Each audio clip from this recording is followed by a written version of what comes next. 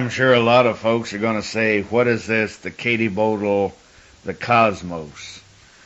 Well, a lot of people, they fail to understand the prophecies of Christ, and as he points out, the other ancient prophecies of the different prophets that preceded him, sent by him, as he was the Almighty incarnate.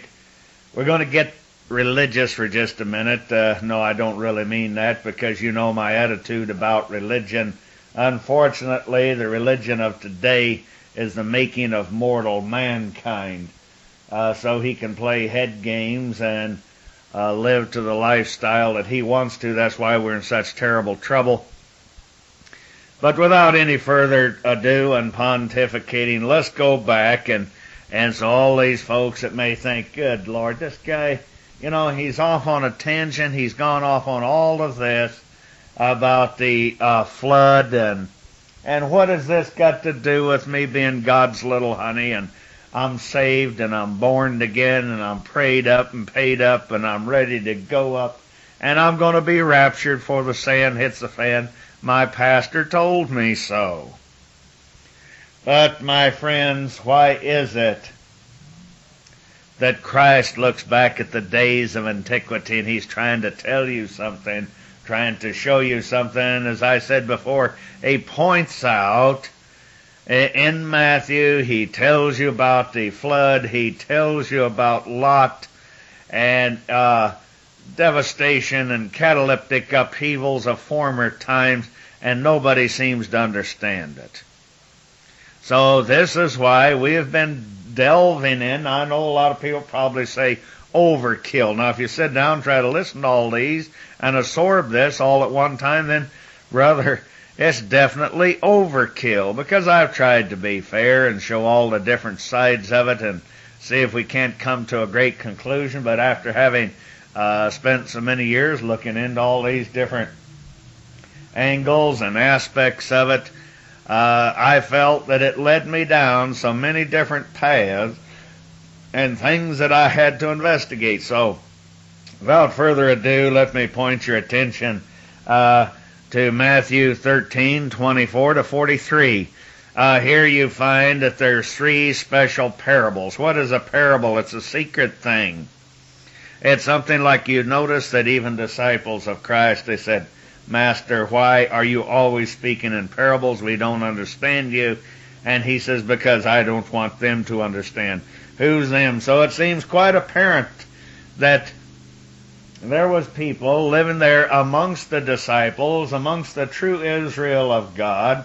We find that there was some imposters there, like John of Revelations talks about at the marriage supper of the Lamb, allegorically and etymology-wise and symbolically, when the Almighty returns to join once again with his children and his offspring. He talks about a particular person or type of persons who were to join him, but he said they're dressed in the wrong wedding garment, bind them hand and foot and cast them out.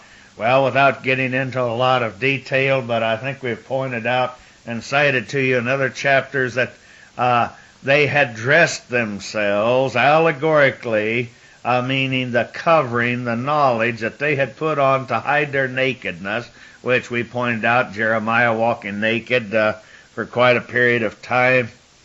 And we pointed out about this allegory of the Adam and Eve, that they were naked in the garden, and the Almighty said, who said that thou wast naked?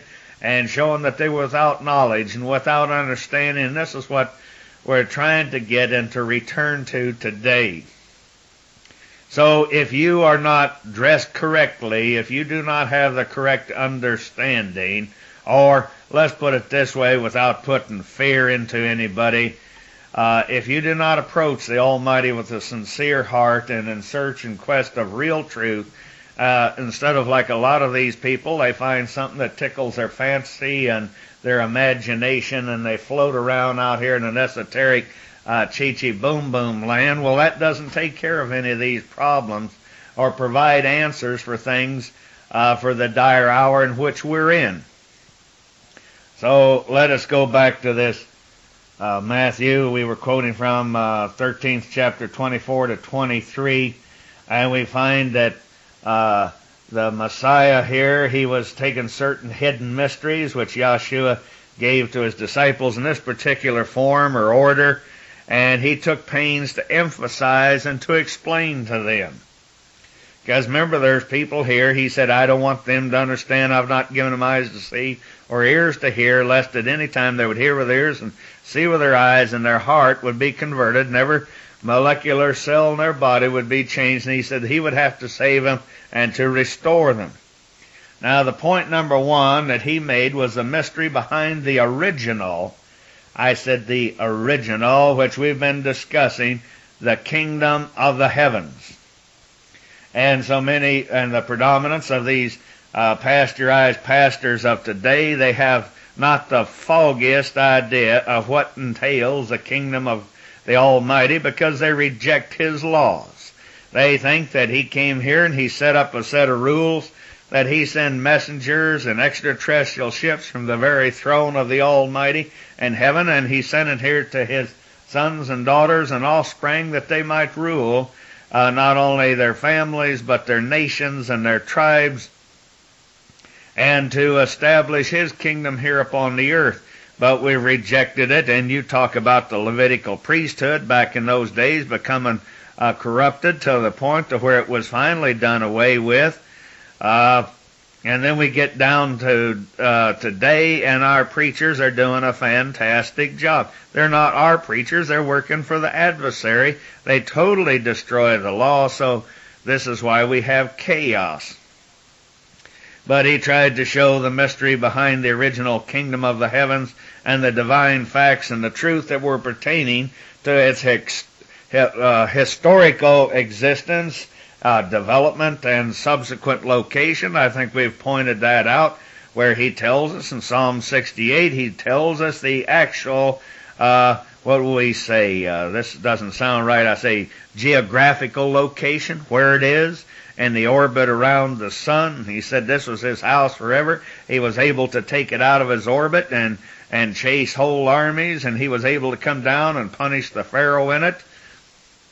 And so we're going to take, shall we say, from the spiritual side of it for just a minute, and we go to point number 2. He tried to point out the usurpation of his kingdom, his throne, on the part of his arch rival, namely what the churches would refer to as the Antichrist, of pre-Diluvian origin and history. We probably need to go back in time and study upon that more and make more of the pre-Diluvian, but I think we've brought you up to the Diluvian, which has confused the preachers. They confuse it with the flood, and they think it's one and the same, and they don't understand that. So point number 3, we're talking about its subsequent situation and status in the prophetic spotlight. And now the point number 4, he speaks of his own divine mission here to recover and to redeem his kingdom from the hands and the power of the adversary, the enemy of the Almighty, and the role of all believers in him in connection with this mission.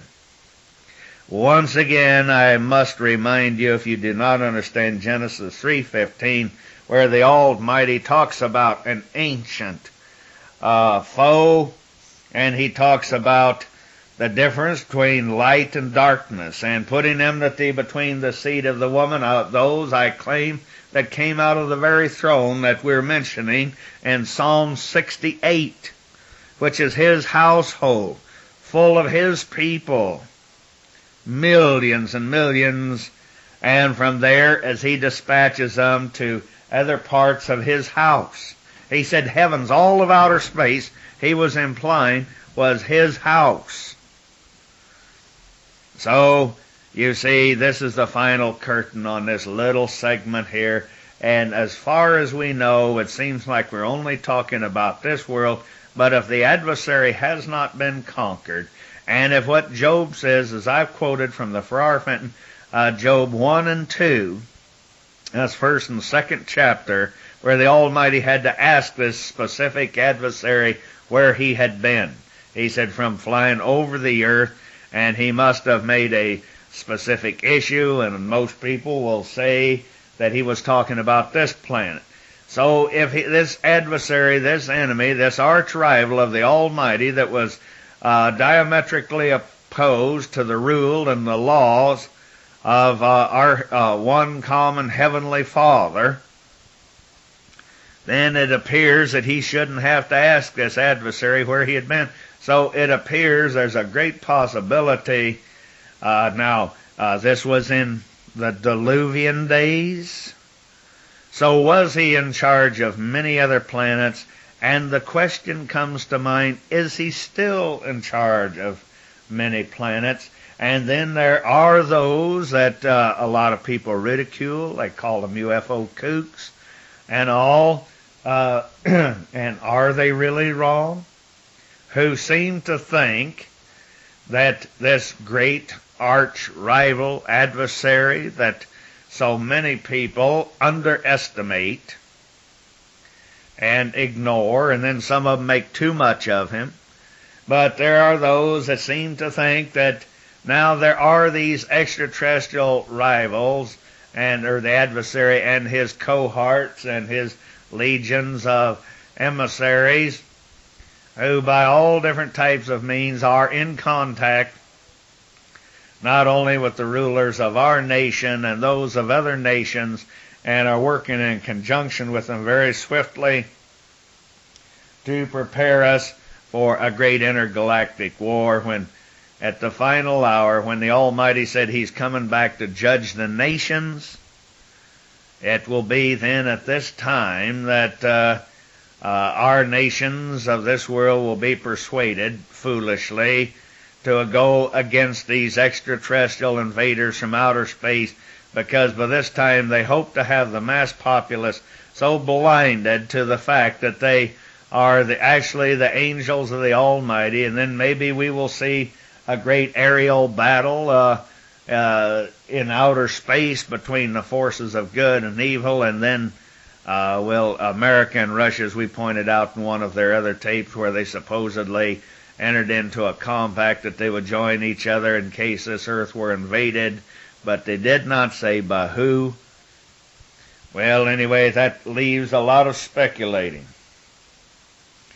Now, for giving them in the form of the parables, shall we say the story behind the story, namely the true and the divine story of this hidden mystery, we find that the Messiah here explains to his disciples inquiry, Matthew 13:11, because it is given unto you to know the mysteries of the kingdom of the heavens, or shall we say outer space, and the Greek is plural, meaning more than one. But to them, was he speaking now to the ordinary multitudes lacking in the necessary divine anointing and perception? To them it is not giving. Was he talking about people who were lacking in a gene pool and a DNA capacity to understand? I leave that to you, the listener. Then we find he goes on here in this Matthew 13:13. Therefore I speak to them in parables, because they seeing see not, and hearing they hear not, neither do they understand. Now verse 14, and in them is fulfilled the prophecy of Isaiah, a lot of people pronounce it, my English friends, Isaiah, which saith, by hearing you shall hear, and you shall not understand, and seeing you shall see, and you shall not perceive. And also, you may want to go back and check Matthew 19:11, Matthew 11:25. But anyway, continuing on now, the 25th verse. For these people's heart is waxed gross, and their ears are dull of hearing. Now we have to know and understand geographically, where was Yahshua when he was saying this? I understand that he was in Jerusalem. He was in the land of Israel. Now you know that, as we pointed out before, there was 1.5 million of God's Semitic people, of the true Israel, of the 10 tribes that had moved down into the area of Galilee, and there was some of these impostors, and the land of Israel there, scattered amongst and outnumbering the small segment of Judah and the small segment of Benjamin. And there's a possibility that's the way it is today. And only the Almighty Himself would know the difference and know how to come and to separate, as He said, the wheat from the tares. And so we can understand who and why they could not see or hear or understand what the Messiah was talking about when we go back and we show the double parable of the warning that we've pointed back when we go back and we read the Wars of the Jews by Josephus and the Histories of the Jews also by Josephus, and he was one of those men of Galilee. If I remember correctly, he was a Benjaminite. And when the great Roman conquering Titus came in, it didn't worry him so much about this new Christian faith as long as these people would be obedient to the government of Rome. So we know that he went on and he took on Josephus as an interpreter, and a lot of those people in Jerusalem, they said he was a traitor. But he became very close to Titus, and he was an interpreter. And remember, there was a prophecy about when you see Jerusalem surrounded with armies. And then, apparently, I believe, beyond a shadow of a doubt, it was Josephus who had great power and had the ear of Titus. And the Almighty performed it. He allowed it. He created the situation in order to get a lot of His people out of the nation, in order to save them. I mean, physically save them. All right, and I believe it was because of their spiritual capacity that they were saved.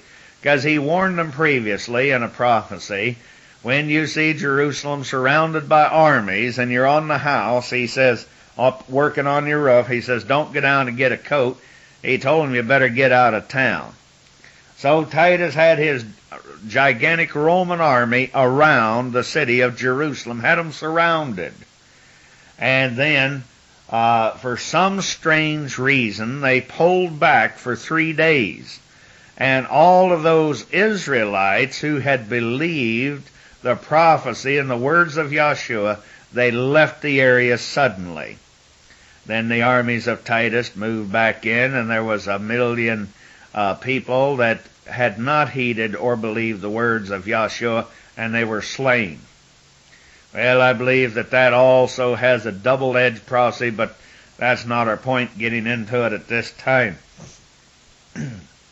Now going back to verse 25, for thy people's heart is waxed gross, and their ears are dull of hearing, their eyes have closed, lest at any time they should see with their eyes and hear with their ears, and they should understand with their heart and should be converted, and I should heal them. Verse 16, but blessed are your eyes, for they see, and your ears, for they hear. For verily I say unto you, that many prophets and righteous men have desired to see these things which you see, and have not seen them, and to hear these things which you hear, and have not heard them.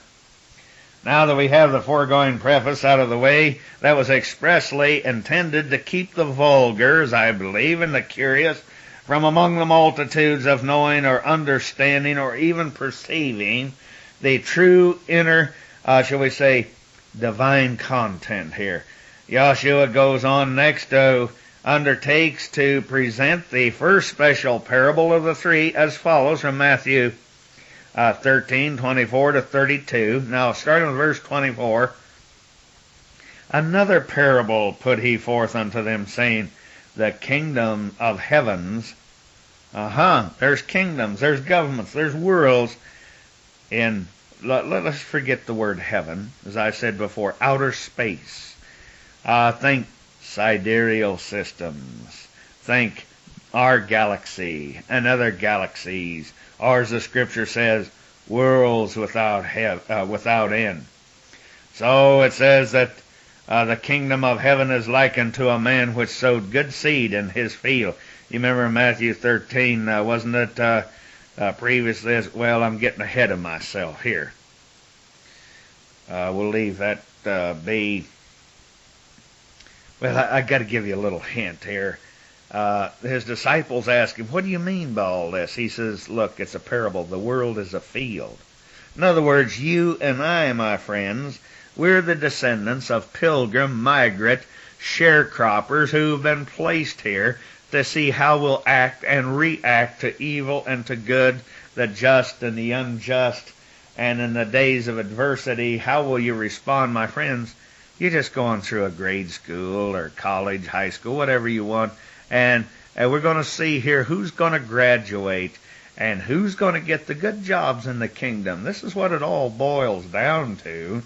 Now, if you don't accept this and you find this boring and you just want to go back and hear about the little green men or the spaceships or the blonde, blue-eyed warriors from outer space, fine. But I see no point in being like some naked aborigine standing by the side of the road, naked as a jaybird with his stick for throwing at kangaroos so he can get supper, because they haven't planted any Bob's Big Boys there. And then you see some vehicle coming down the road, and this guy runs back in the bush and tells his friend about this awesome-looking character that was driving this awesome-looking, noisy, stinking machine that traveled faster than here the kangaroos could run.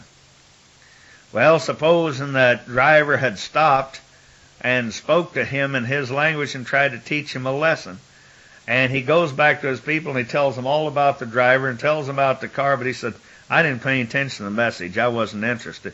I would think that would be the most important part of it. All right, so let's see. Let's continue on here. At verse 24, another parable put he forth unto them, saying, the kingdom of heaven is likened to a man which sowed good seed in his field. That's the world. But while men slept, and isn't this where we are today? Just like the disciples in the garden, they couldn't stay awake. A man which sowed good seed in his field, verse 25, and while men slept, his enemy came and sowed tares among the wheat, went their way. Now, tares at the harvest time turn red. You remember what we said about Mars and Edom and Edomites and those who since time immortal has gone after the true Israel of the Almighty. Now let's go to verse 26. He goes on to say, but when the blade was sprung up and brought forth fruit, there appeared the tares also. Verse 27, so the servant of the householder came and said unto him, Sir, did thou not sow good seed in the field? From whence hath it tares? ? And he said unto them, an enemy hath done this. The servant said unto him, Wilt thou then that we go and gather them up? But he said, Nay, lest you gather up the tares, and you root up also the wheat with them. In other words, if, let's say, there was 1,000,000 of us in this nation that were to rise up against the civil servants and the judges and the bureaucrats, you realize what would happen? There would be all the sob sisters and the bleeding hearts, which are our own people, and they would stand in the forefront. You'd have to go through them with bayonets, and so you would destroy or kill. Not only you would mentally destroy a lot of your friends and neighbors and relatives who simply would not or could not nor have the spiritual capacity to understand, because they rejected the Almighty so long they can't get it.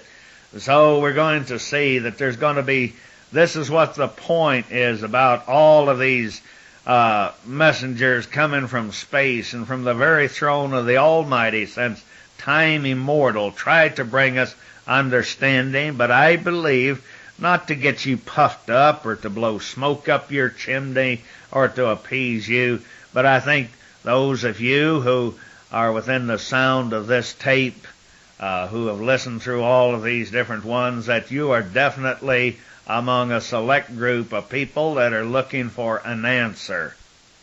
And this is what we hope to be pointing the way to a lot of people. Now, he goes on the 30th verse, let both grow together until the harvest, And in the time of harvest I will say to the reapers.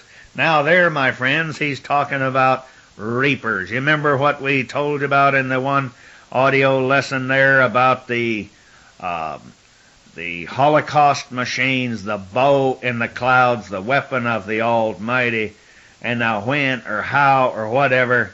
But he said, I will say to the reapers, his warrior class, gather ye together first the tares, and bind them in bundles to burn them, but gather the wheat into my barn. So, my friends, there's some very interesting things going on around the earth if you just look very closely and pay a little attention. There seems to be a lot of people that have it within their soul, their very mind, that something's causing them, like the lemon, this little creature that ever so often, ever so many years, they gather together in great numbers and they just start on the move and migrate, and then they go over the cliffs and they drown themselves because I guess at times there's excess of them. But it seems to be a lot of people throughout this world that are changing geographical locations. And there's a lot of people who seem to believe that here on this earth that there's safe areas throughout the world that they must be in. But I believe a lot of people would be better off just to change their mind than go to all the effort and great expense of changing geographical locations. But as he said, gather the wheat into my barn, his golden grain. He again in other places refers to the wind, as we spoke of before, coming along and blowing away the chaff. So let's see if we can put or bear some divine illumination upon the first special parable that is next given in verses 36 to 43 as follows. And then Yeshua sent the multitude away, and he went into the house, and his disciples came to him, saying, declare to us the parable of the tares in the field. And he answered, and he said unto them, he that soweth the good seed is the Son of Man. As we pointed out, son of Adam. The field, he says, now listen, it's the world. In the Greek, the word is cosmos. The good seed are the children of the kingdom. But the tares, you see, they turn red at the harvest. They are the children of the wicked one. In other words, the adversary. Now, verse 39, the enemy that sowed them is the devil. The harvest is the end of the age. Aeon, age, time, or dispensation. He's talking about a specific, exact time that has been written down in the records of the Almighty before the world was. And we do not know or understand, but I believe that all of the signs and the prophecies that Christ make are going to be fulfilled in one generation, which is a 40-year period. And I believe that it takes place from the time when it talks about Israel. Over there, we're talking about the old Israel and the old geographical area of Jerusalem, where it said to be trodden down till the time of the Gentiles. And a lot of people tried to prove that this was when Alan Allenby walked in and he kicked the Turks out. And there was all kind of prophecy and speculation on that this was the end of the Gentiles.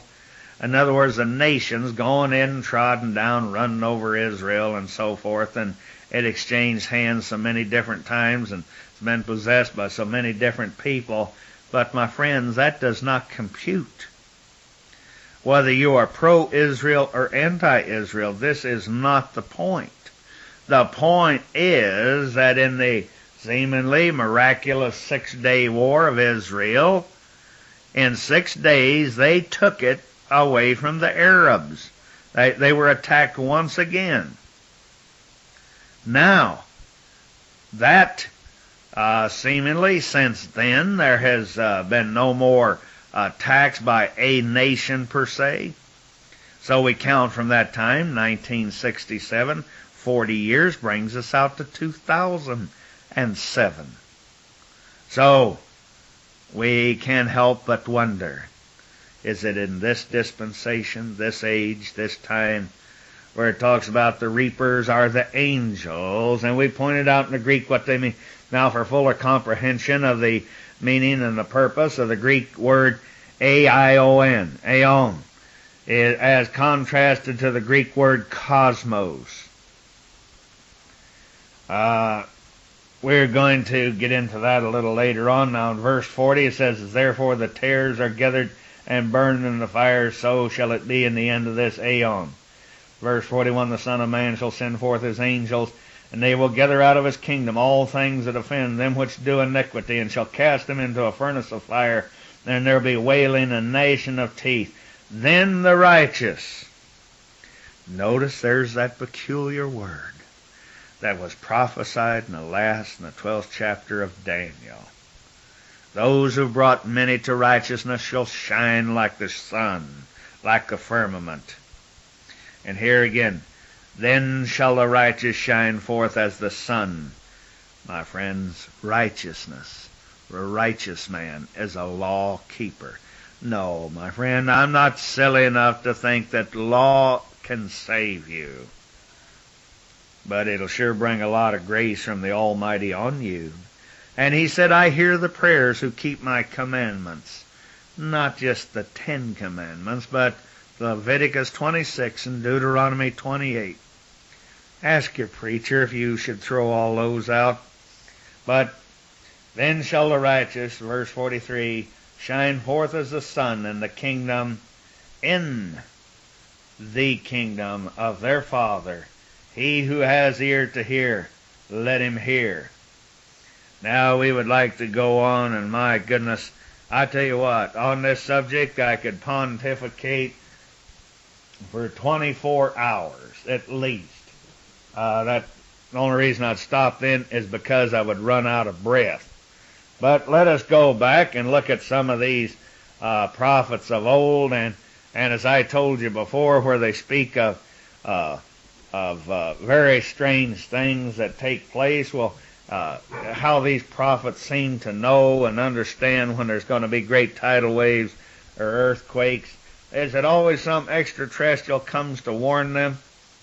Or do they know something from an astronomical point of view? Are they told when you see such and such alignment and you see Venus moving out of her pattern, you better get ready, you know something pretty awesome and dynamic, to say the least, is going to happen. Now we're going to go back and we're going to examine some of these things from the prophets of old, like Joel and some of the more recent astronomers, and see what they have to say here about extraterrestrial invasion and so forth. And so some of you might consider the fact that these adversaries of the Almighty, they know their time is short. Altogether, these scriptures renderings, they provide, I think, a graphic portrayal of the fact that hell is a firmament and the Raphium are in a state of frantic preparation, so to speak.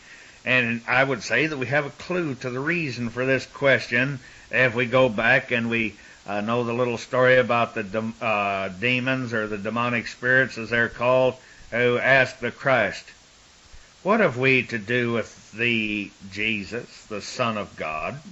Art thou come to torment us before our time? We find this in Matthew 8 and 29. And we find that Smith and Goodspeed, he renders the latter part of this passage, have you come here before the appointed time to torture us? The Farrar Fenton translates it, do you come here before the time to punish us? Their second question shows that these demons, or the adversaries of the Almighty, they know that there's a set time when their punishment is to be meted out, and they're engaged in a convulsive struggle to try to elude the impending judgment. And in further substantiation of the fact that this adversary is fully aware that it is the end time to his activities, we have the statement by John in the book of Revelations. Woe to the inhabitants of earth and to the sea, for the devil is come down unto you, having great wrath, because he knows that he has but a short time. Now, I don't want to, as I accuse others of using a religious smorgasbord and taking things out of context. This was a warning back in Revelations 12:12, but it was applicable to then, and so a day with the Almighty is like 1,000 years. And so when you're talking about eternal destruction forever and ever, if you choose to believe this about the adversary, then he would be quite worried. And, well, there's a lot of things I would like to say on it, but let's go to the prophet Joel. We have one of the sinister aspects here of his consummating conflict in mind. And was he referring to the power of those fearful ones when he spoke of the marching hordes advancing in spite of everything that could be done to stop them? I think you heard me pontificate on this. We see this back in Joel, the 2nd chapter, verses 7 and 8. Now behold, in all of this, Joel, he called upon the Almighty to send his mighty ones, the angels, the extraterrestrials, and their warships, to do his bidding, so that he might prevent his people from being annihilated. The prophet prayed, "Thither cause thy mighty ones to come down, O Lord." Joel 3:11. Now, here's another interesting thing. Let's remind you of Isaiah, when he remarked about a great earthquake that would take place in that time in terms of the windows of heaven being open. Now, we've pointed out to you before, what are the windows of heaven? In other words, they are talking about there are planets and stars and moons and suns and whatever. They are in perfect, proper alignment, so that some great ship or rocket could take a shortcut across the space or the heavens without any hindrance in a brief amount of time, and using the energy to swing off these other planets. You might want to go and get something at the library and study. That term is still used today by our astronomers and scientists when they have to figure all this out before they send something up to the moon or to Venus or to wherever. So Isaiah remarks in the terms of the windows of heaven being open. Then the windows of heaven are open, or were opened, also in Noah's day. What did that have to do with it? Now remember, I told you this, Noah here on earth and the flood of the upper Tarim Basin was just simply one tiny itsy-bitsy little battle as part of a great all-over diluvian, chaotic, intergalactic war. Let's don't look small. Let's expand our horizon and open our mind and see of all of these prophets and these men of this great, eternal, mighty Lord of outer space is not trying to tell us something. And we have these past examples to look at. So, when the windows of heaven were open in Noah's day, it tells us that the sons of the angels, they perished in the ensuing cataclysm. Therefore, the Raphaim came into being, the shades of the great deep, who constitute a veritable legion of demons. Now remember, I don't know as I concur or believe exactly in that, and I hope the Almighty doesn't punish me for that. But when he's talking about these demons, we find that we go in the ancient Chaldean and from the Aramaic, and they talked about a lot of these people who flew these ships. We went through all that, and they called them demons. Now, so apparently they seem to know where, again, we pointed out the words abracadabra, which meant like Father, Son, and Holy Ghost, and open, O sesame. In other words, they thought that a lot of these spaceships, we've seen pictures of them, that show where they look like a sesame seed. And in the mind of the primitive Arab living out there in the desert, not being exposed to any other science, he would naturally assume that with fire coming out of them, like rocket types, that they must be fueled by the most precious thing they had, their sesame seed oil. And so apparently they knew of both the good guys and the bad guys from outer space.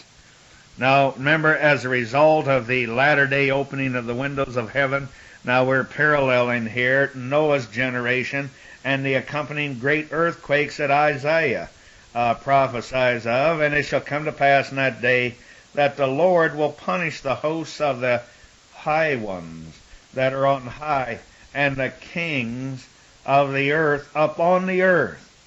In other words, he tells you who. He tells you that he's going after some people that are high up. He's talking about some people in outer space. And is this possibly proof of what I was trying to say?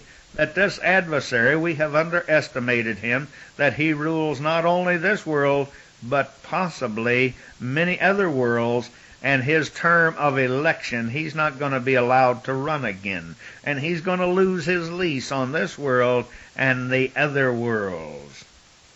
So you could see that could bum him out. That could really wreck his day. So it says, it shall come to pass in that day. Let me read it again, that the Lord shall punish the host of the high ones that are on high, and the kings, meaning, folks, this also means president or great lord or whatever, congressman. Well, I doubt if any of them have time to listen to some wacko like me, but it's something to consider. And the kings of the earth up on the earth, Isaiah 24, chapter and 21st verse. Now the high ones that are on high, again, does this refer to the fearful ones now being organized and assembled by the adversary himself to oppose the return of Yahshua the Messiah as Lord of Lords and King of Kings? So we might say the context of other passages of scriptures that bear this out. For example, Isaiah 13 speaks of some physical disturbance, as they refer to in Isaiah 24, shown at that time the Almighty will lay low the haughtiness of the terrible. And this is we might ask, is this a veiled allusion to those wicked personalities who will be so terrifying when they manifest their powers, when the adversary goes to give the midnight signal to combat? And we find that heaven and earth are joined in a conflict of the mighty ones of the Almighty that comes to the assistance of those who are righteous against the combined forces of iniquity, when the wraith from the very pits of hell join with the adversary-directed tyrants of the earth to destroy the Almighty's people, as we observe. And this conscripting for battle, in the words of Isaiah, comes to mind. Excuse me. I have commanded my consecrated ones, I have summoned my warriors, my proudly exalted ones, to execute my anger. Hark! A tumult on the mountains, like the tumult of people. Hark! The uproar of kingdoms, of nations. Listen, of nations assembled. The Lord of hosts is mustering a battle host that comes from a distant lands, from the end of the heavens. And the Lord and his weapons of wrath to destroy the whole earth. Wail, for the day of Lord is at hand, and destruction from the Almighty it will come. Isaiah 13, 3-6, Smith and Goodspeed's translation. But now remember, on the other hand, those who love and long for the Almighty's reappearing join in Isaiah's explanation of Isaiah 64, 1-4. O thou that wouldst rend the heavens, thou that wouldst come down, and the mountains might flow down at thy presence. And when thy melting fire burneth, the fire causes the water to boil, to make thy name known to thy adversaries, when the nations may tremble at thy presence. For since the beginning of the world men have not heard, nor perceived by the ear, neither hath eye seen, O God, beside thee, when thou prepared for him that waiteth for him. So, you know, my friends, at times I feel like really getting on the defensive, as I had friends that tried to push me into predicting on the war over there with Iraq and Kuwait. And I told them that it's simply a battle. And they were disappointed. It didn't turn out like they thought. But I tell them, don't worry. If you want some hell, you wait. You'll be in it. Your children will be in it. My friends, this is the time to get on your knobby knees and call upon the Almighty and tell Him to anoint your eyes with salve of spiritual understanding and your ears and eyes so you might see and hear and understand. Well, at this time, I understand that we're running short on tape, and so we'll let us turn it over and continue.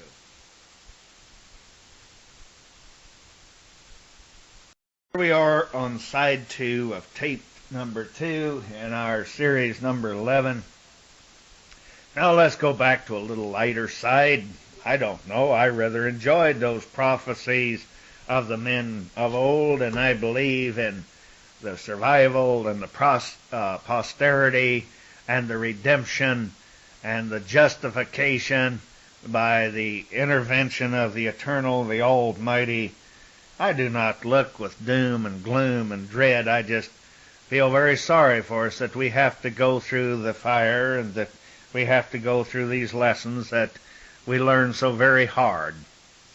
Let's go back for a moment. Those of you who've read Velikovsky, who's written some very valuable data on the subjects, and now just in part, I don't know if you've read in Worlds in Collision, but pages 207, 375, I find that it's very interesting, or shall we say of interest, to note that during the same century, when the Hebrew fire and brimstone prophets, they discussed cosmology and impending judgments and periodical and sequences. Among them are Joel and Amos, who called the nation to repentance for 3 years before the great earthquake or earth shaking.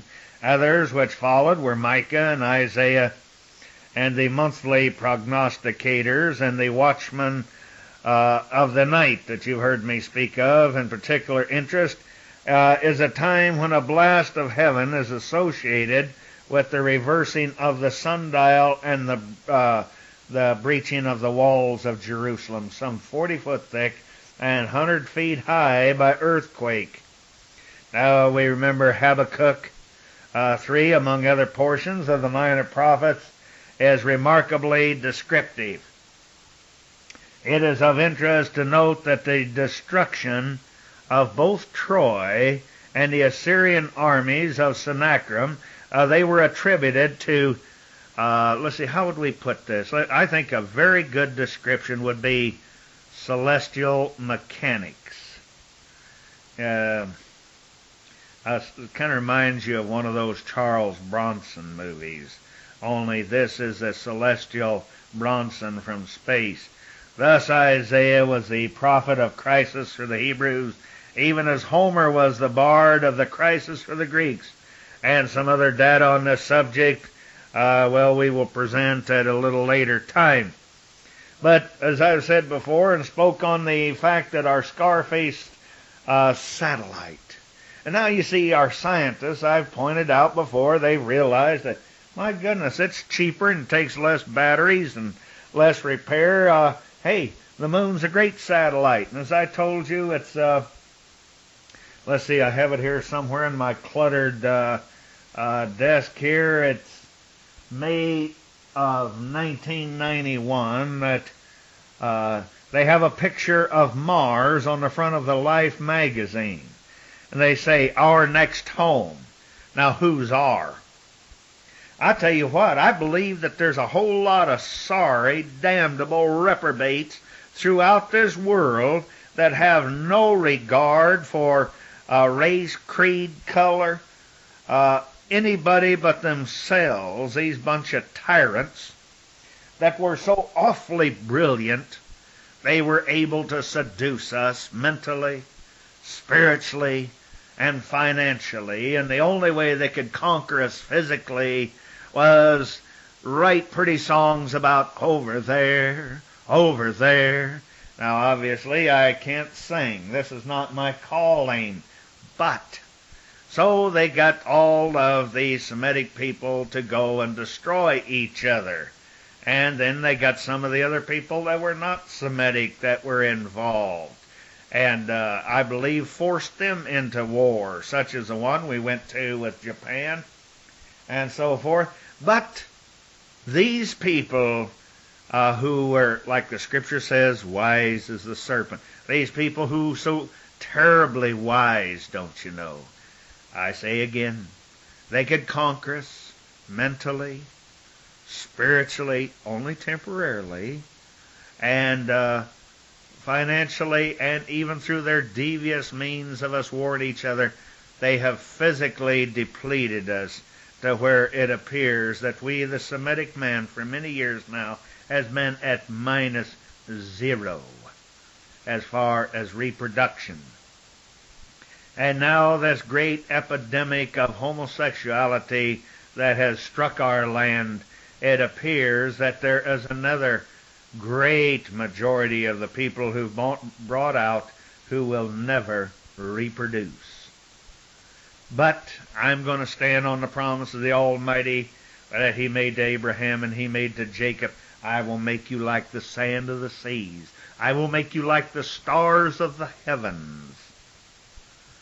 The sand of the sea without number, to populate new frontiers and new worlds and new galaxies beyond the capacity of us mentally to even imagine the glory which He has in store for you, the sons and daughters, the offspring, the joint heirs with He, the eternal, mighty warrior of heaven, the Redeemer. Now, I feel better. Let us go back, as I was speaking here, of our Scarface satellite, the moon, which I really and truly believe, without a shadow of a doubt, that at one time people actually lived on it. And we hear people in these stories of the ancient, from the religious and historical and astronomical writings, they make it quite clear that it was inhabited. And we understand that I got so carried away there a while ago that I believe I neglected to inform you that they're talking about revitalizing this Mars. They believe they can bring new life to it. And so all of these rascals of this world, in order to avoid judgment, are they going to have their winter house where they figure they can go there and ride through the storm?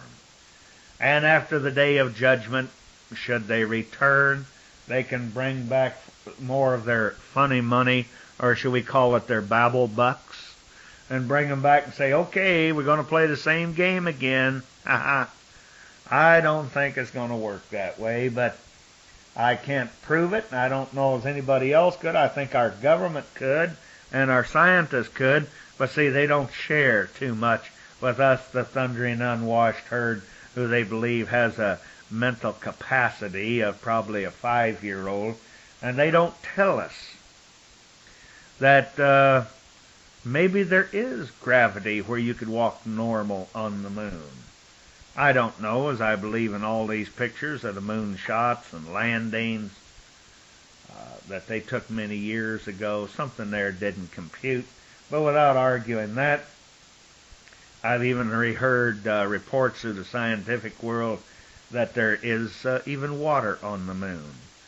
And we could possibly breathe there without oxygen. I don't know. You hear all of these stories, but we'll leave that alone. I won't get myself in a corner. But once again, speaking of the moon, our Scarface satellite exhibits yet another example of ancient astral catastrophe. As I pointed out to you, that the moon has been presumed to be a solid, and yet recent observations have indicated the possibility that it may be substantially fluid like the Earth, with a thin crust. And volcanic action has been reported to have been observed recently, and the moon, like the Earth, has no atmosphere, so they say, no weather and virtually no erosion. And these ancient scars have not healed over as they have on our planet through processes of erosion and vegetation.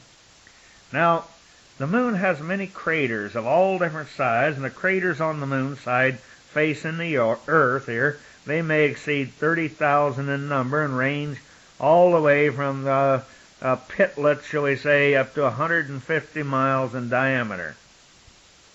Now we find the name that is, or the crater that is named in honor of Copernicus, is approximately 40 miles in diameter, and it has an average wall height of 12,000 feet, so they say. In addition to craters, the moon has scratches on its surface, indication, in my opinion, of some great explosions either at or near its surface, and another indication of less than a serene history, as they would have us believe.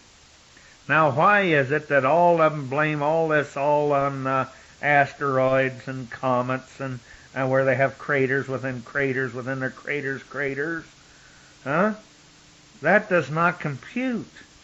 Then, all right, why aren't they here on the Earth, and why hasn't this Earth been destroyed? How come they hit just the moon? Well, anyway, that's another story. But the fact that the moon, it possesses lunar mountain ranges which duplicate the arch-like alignments of mountain systems on our planet, also, and hence the totality of indications that this catastrophe was indeed or occurred within our solar system, and tidal rising forces within our moons, or Earth-Moon system, shall we say, and lunar variations. Now, Jonathan Swift's Martian satellites, they may all come from the treasury of prehistoric science. Now, the concept of a master culture from which our post-Diluvian civilization derives its source is within the bounds of scientific reasoning. We find that this Professor Frederick Soddy, one of the founders of nuclear physics, he speaks about the traditions of antiquity, and he asks if they may not point to the existence of an ancient, totally unknown and unsuspected civilization which all other traces have disappeared. Our science is not a fountain gushing fresh from the barren rock. It is rather a long stream that is fed off rivulets. The greater part of our knowledge comes, my friends, from the forgotten past. As we're pointed out in the scriptures that Ecclesiasticus tells there's nothing new under the sun, no, not one. Whatever man claims to invent, he goes back and already says that it was invented in antiquity. And so, speaking like of the ships of antiquity, we find it's quite reasonable to surmise that most of the legends about sky ships in olden times are nothing more than echoes of aviation and astronauts from former civilizations. And despite the strong opposition to what many will claim is a theory of advanced technology in the dim antiquities of past, it comes from the majority of scientists. Now, there are numerous facts which support our hypothesis. I believe that we've pointed out the Ramayana of India. It contains detailed descriptions, as we pointed out, of the Vimna, or the airships that were self-propelled, and some say, we don't know where they got this information from, by a yellowish-white liquid. And Vimana, actually is the way it should be pronounced. It was, let's see, V-I-M-A-N-A. The Vimana, it was large. It had 2 stories. Now, you see, talking about an ark, here's a type of an ark that they described in their history, and it goes back and it said it had 2 stories, windows, a dome with a pinnacle, and this great airship of antiquity, it could fly with the speed of the wind according to one's skills, and it gave forth a melodious sound. Now, that's probably added in later on by some fanciful scribe whose imagination run amok on him and thought, well, yeah, let's put it to music. But they went on, they said that its control required high intelligence. And it told that in these ancient writings of Indra, the craft, it said it could travel in the sky or stop and remain motionless in the air or hover like one of our present-day hovercraft. How did they dream this up before we, the great mighty intellects of America, invented the hovercraft? But actually it was the Germans who first came up with the hovercraft. We merely stole it from them. But anyway, the Vimanas, they were kept in what they call Vimana Griha, Griha, or hangars. Now we find in these ancient records, they state that the Vimana, they soared above the clouds, and from the altitude, see, this sounds just like a repetition of Gilgamesh's story. The ocean looked like a small pool of water. Went on to say that the aviator could see the country around about the oceans and the mouths of rivers meeting the ocean. And these archaic ancient plains of antiquity, he goes on to say that they were employed in warfare by kings and for sport by the foremost people among the pleasure seekers. It is also most likely that such precise detail, well, a lot of people would accuse this is just fantasy.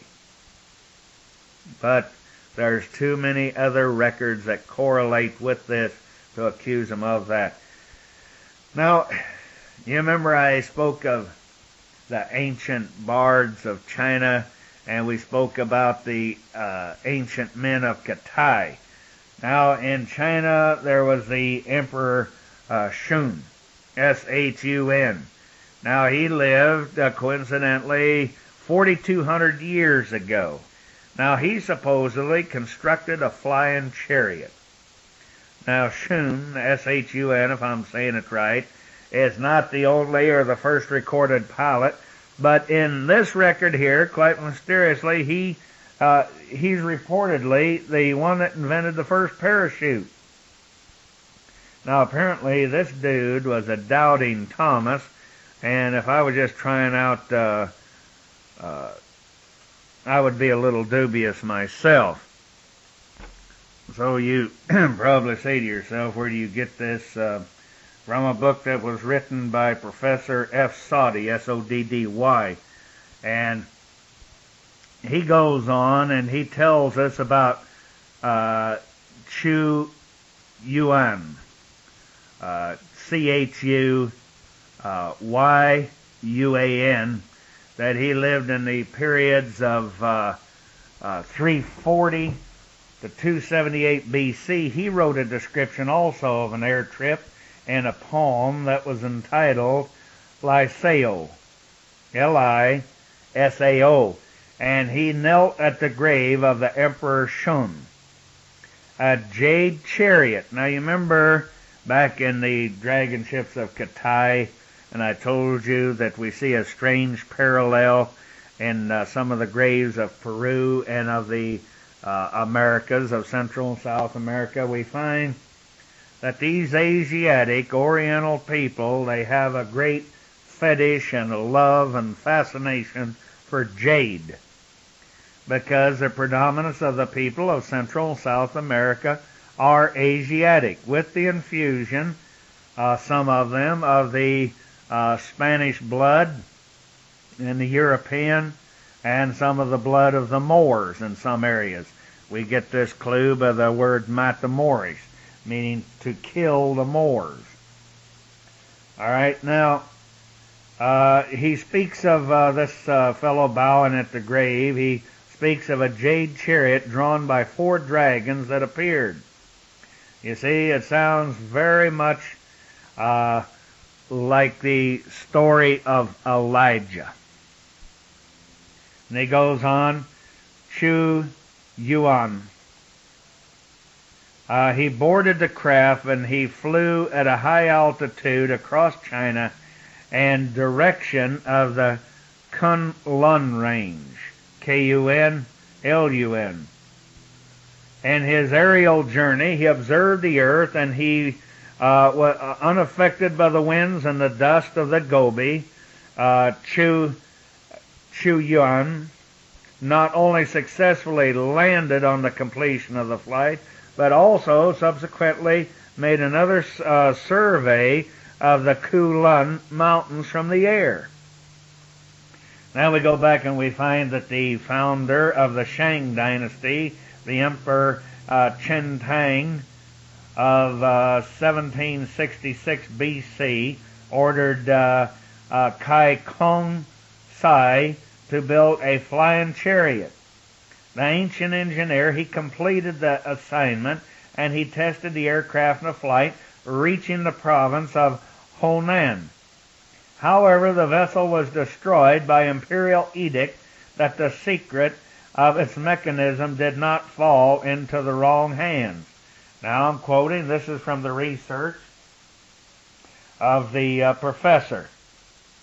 Now the flying machine of ancient China was either a product of scientific experimentation or a memory, shall we say, of a pre-cataclysmic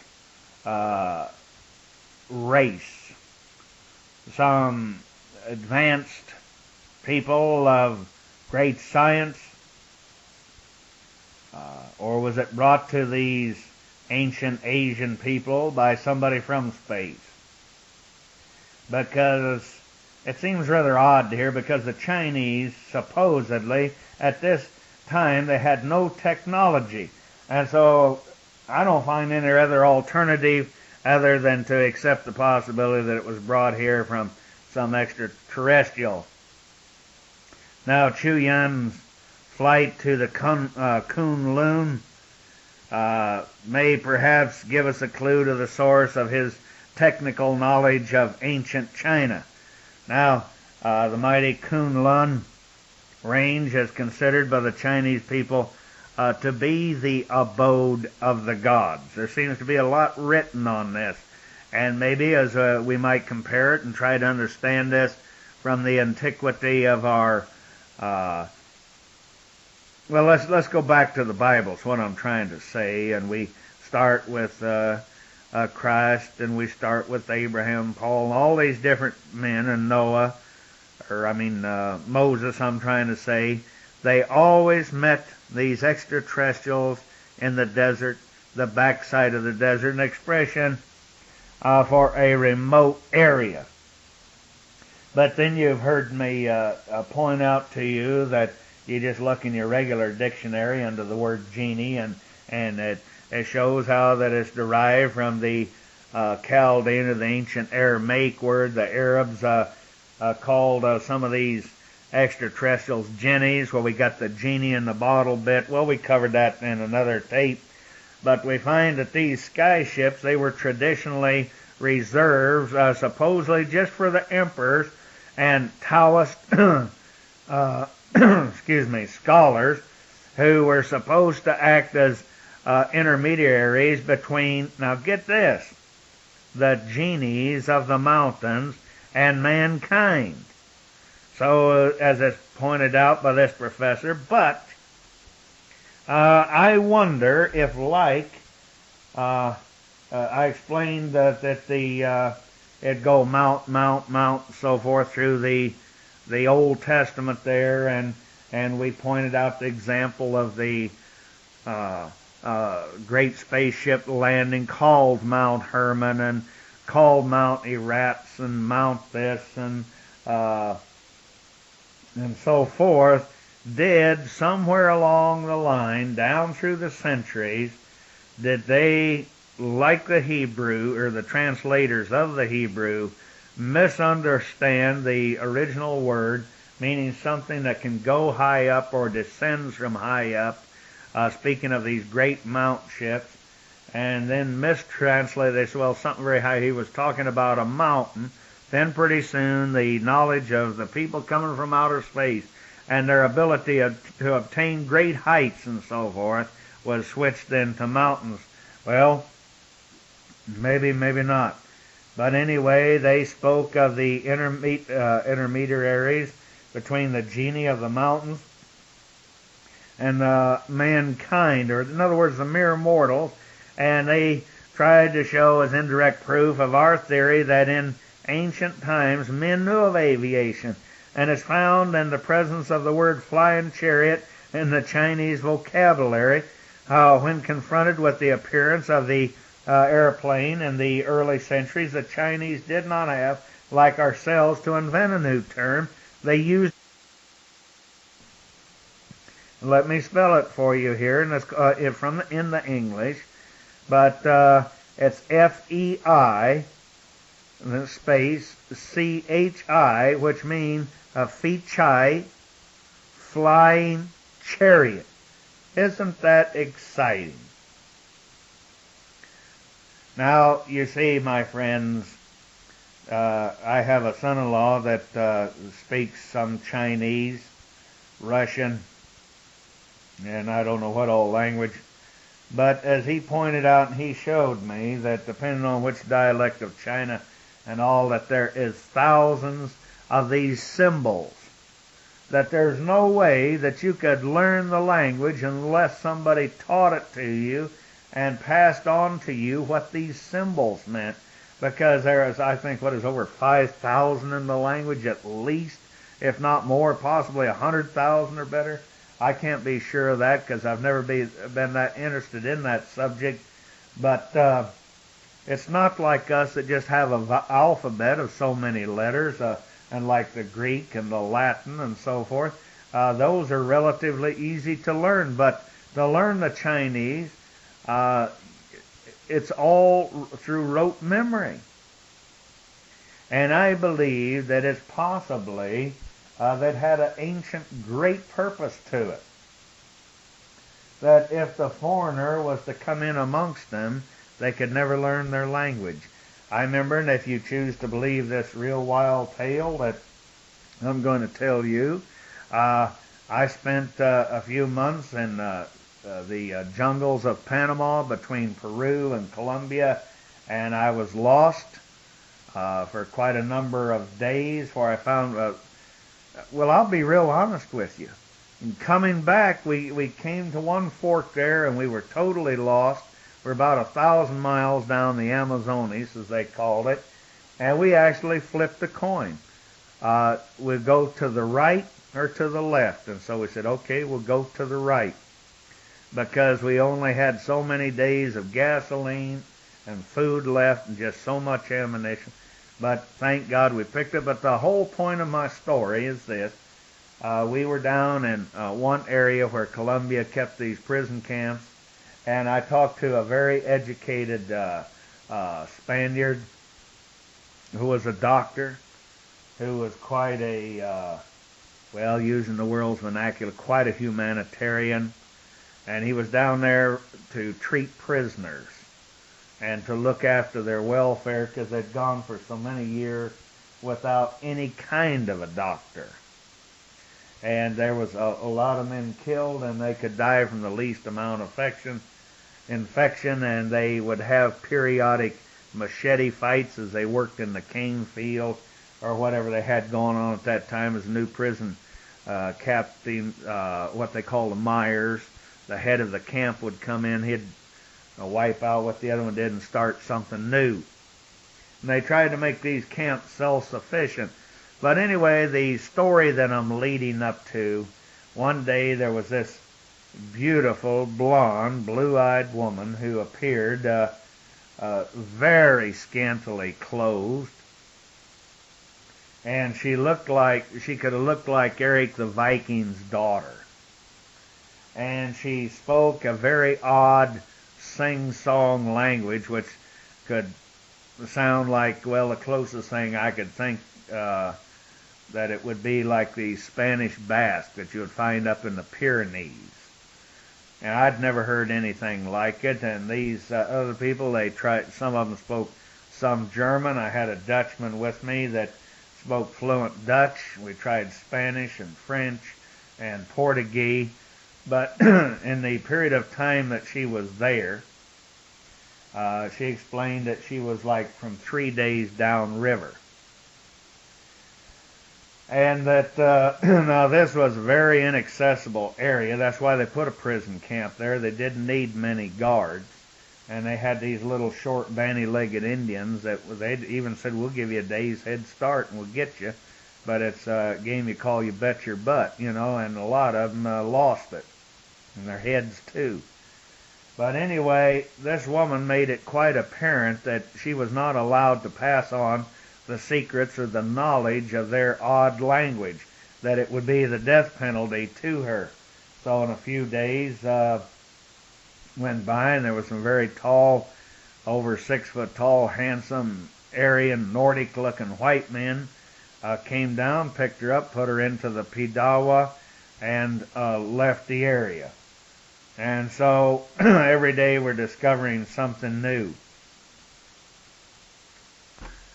I made a note of it. Here's another point I wanted to bring out. In the 12th year of the Emperor Yao, Y-A-O apostrophe S reign, this was around 2346 BC, there was a record that a strange man, he appeared, and his name was Chai, C-H-I-H, C-H-I-A-N-G, T-Z-U-Y-U.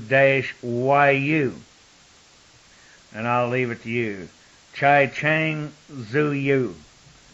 That's my pronunciation. But anyway, they went on to say that he was so skillful as an archer that the emperor named him Divine Archer.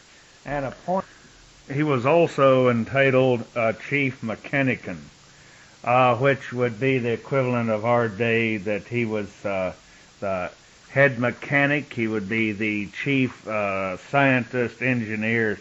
So we find in the annals of the Chinese history, he is reported to have ridden a celestial bird when carried into the center of an immense horizon.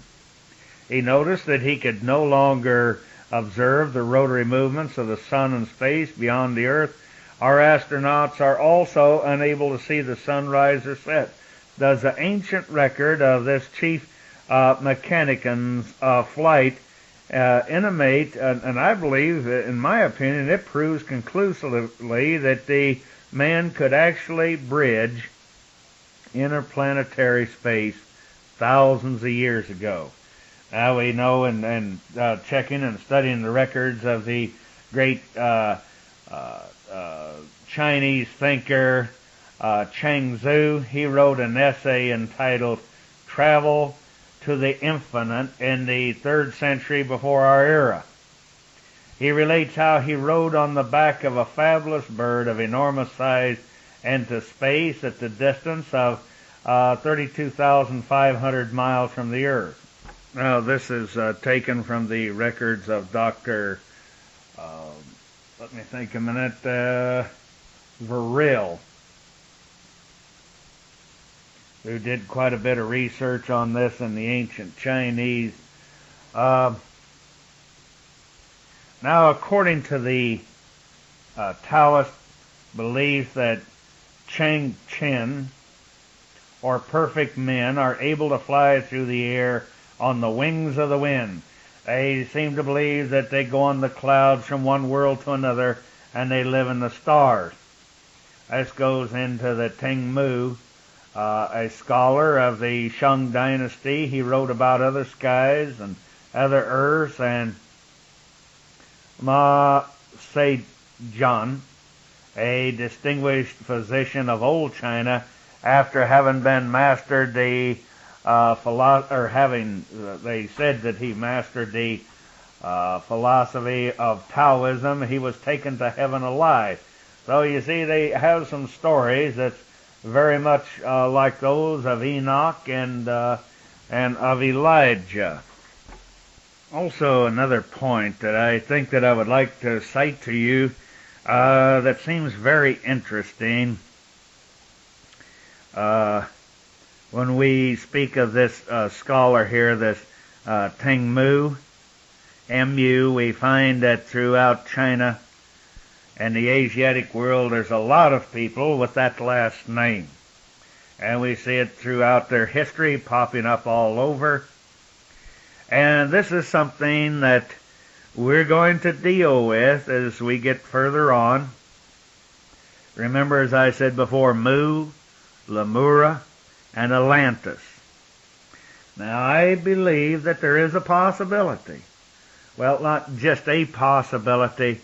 We know And I believe the one that brought it out many, many, many decades ago, one of the greatest scholars and a great archaeologist and what have you, was Donnelly, who wrote on Lost Atlantis.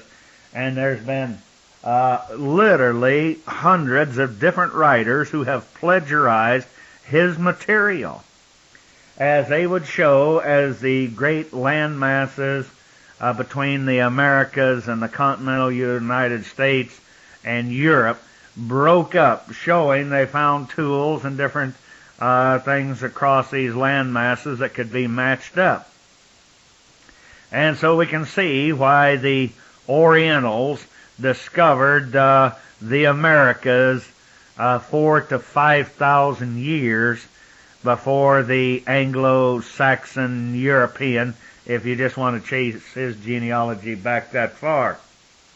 But I believe that we can prove that this Mu and possibly Lemura and most possibly Atlantis was never on this earth. But you see why this has gone undiscovered, and you can see why that nobody would consider this or get serious about it until they started talking about these foosballs and so forth from the 40s on to here, nearly half a century later, that this generation and a quarter or half or whatever you want to call it here, well, we have several generations overlapping here who now believe, and they can't deny that space travel is possible.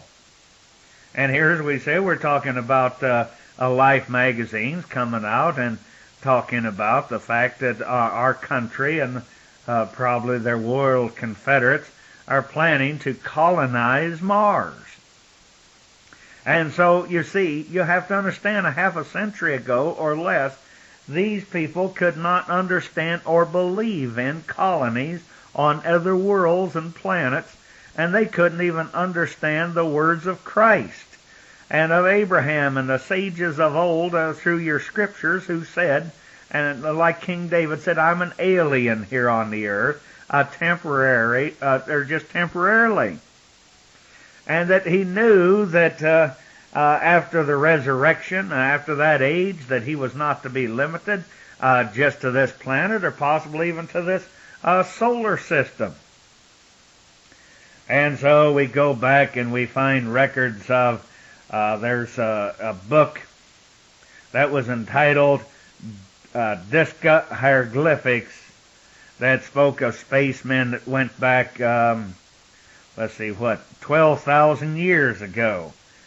And we find that there was a write-up in one of the Soviet magazines, if you want to consider them reliable, back in 1966, and they wrote about these strange stone discs that were discovered in the district of Bayan Karayula on the border of China and Tibet, and they have the holes in the centers, very much like phonograph records with a double groove, which seem to be inscribed with different type of hieroglyphic spirals from the center to the edge of the disc. And this Professor Sum Un Nui, with 4 colleagues, he deciphered the writings in these grooves. However, their discovery was so sensational at the first Peking Academy of Prehistory that they did not allow their Chinese scientists to publish their findings. So after they finally gained permission, they were able to grant this book that I told you about. But anyway, there's a lot to be discussed and to research into just in this area alone. Switching back once again for just a minute, I think that is very interesting when we go back to the Akkadian text. They quote this fellow called Enki, E-N-K-I, that they spoke about, and we're trying to prove, I believe, in the so-called Diluvian days, and this raised a question because the historical records all seem to be jumbled together here, and we have to remember that this George Smith that I spoke of, that who was an archaeologist and virtually lived in the museums, and when he was not out in the field picking up these pieces of stones, naturally the records of going back into the ancient records. He worked with a great archaeological groups from Europe, is what I'm trying to say, and they went out and they collected all these stones, stone tablets. There was tens of thousands of them, and he would run across different articles, and then he'd probably lose weeks or months because they'd go back into the field wherever they found all of these things and try to piece together. They get to an interesting point and he said, oh my God, here's a tablet missing. It's kind of like reading a mystery book, and then you get to the last page and some clown tore it out on you. And it's the only book left in the world. You can see how frustrating it was. And so we find that we have to piece these records together, and so as he interpreted all of these and tried to put them in the best chronological order that he could. But once again, I think like the people who put the Bible together in books, the Biblios, the set of books that make up what is known as the Bible. And as we say, especially when they went into the English, they definitely lost a lot, leaving us, the reader, who's trying to make sense of it and who is trying to understand the parables and the hidden meanings that are behind the meanings that hold the secrets for those that are anointed for the last days to be able to understand this, as it were, to, like the religious world teaches, that they might be worthy to escape the wrath of God. In fact, for example, which that brings to mind, there's a scripture. I heard this, Bishop Carr was his name, out in California. Heard him on the radio for years. I met the man. He was a very nice person. And one of his favorite scriptures was, you must pray always that you may be worthy to escape the things which are coming upon the earth. And so it's people like this, full of fear and doom and gloom, and they went along very readily with these other people with the rapture theory. And I'm not saying that it is not possible, but I wonder about all of those innocent women and children that were bombed and burned up in the great firestorm of Dresden in Germany, one of the oldest, most beautiful, historic cities in the world, and it was a hospital city, but yet it was bombed and strafed by the British, by the Americans, and by the French. Now, those women and those children and the mother of those children, let's put it this way, they were just as helpless as the women and children and even you men of today, that they had no more chance of stopping Hitler than the man in the moon. So, you see, to me, they were innocent. They were just regular people like you and I. In fact, my friends, I have a lot of kinfolk over there. My descendants on my father's side came from there. And we have not one Nazi in the family. But I say, why was it that these people were not raptured out of that? These innocent ones. I am not condemning the Almighty. I'm not condemning anybody. I'm just saying that, hey friends, I'm like you. I don't have all the answers. And I don't understand.